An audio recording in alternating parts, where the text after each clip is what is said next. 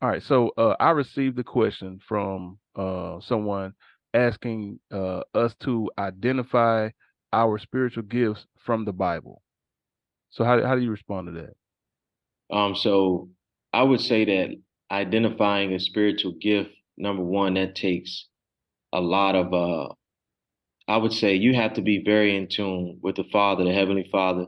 Takes a lot of humility, takes a high degree and high frequency of self-reflection.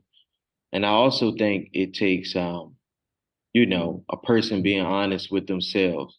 Now, when you look at the world today, people don't really get to tap into those gifts because of the way society is structured. Society is structured based on, labor. So you have a lot of people that are going around trying to imitate what other people are doing, and not just work, but in looks, how other people dress, how a lot of people speak, and they're not even they're in no way, shape, or form in tune with themselves as an individual. So you can't tap into that aspect of yourself, your spiritual gift, if you're not even in tune with yourself as an individual, first and foremost. So I would say, number one, it requires separation. You separating yourself from the world and, deciding, okay, I'm not going to fit in with everybody else. I'm going to find out what it is I'm good at, what I'm blessed with, what gifts I'm blessed with, and tapping into that more. I do think there are certain things that all of us are born with.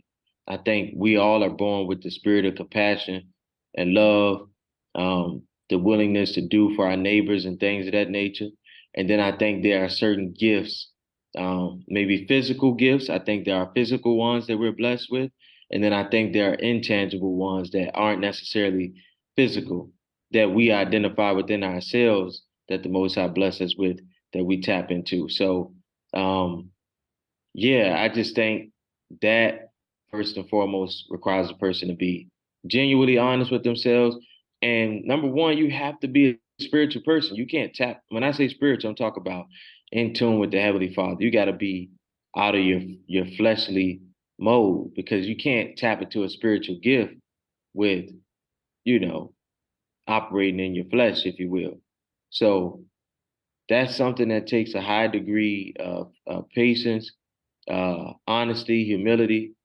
And I think it takes you being, well, I know it takes you being in tune with the Heavenly Father. And when it's His time for Him to reveal those gifts, you can't utilize them in a way in which He would not want you to, because He can give and He can take away. You know what I'm saying? So Yeah. that's what I would say. When you talk about utilizing the gifts, the first thing that comes to my mind is like singing. Right, Because that's one of the ones that's more easily identified. Because either you can right, sing or you can't, right? exactly. And I find it interesting because I think about I listen to certain songs, man, and I said, man, not understanding what I understand now, I'm like, man, I think that was a song given to this person from the Most High, but they're Right. they're singing it to the world and not to the Most High. Like in the song, it's one song in specific I'm thinking about.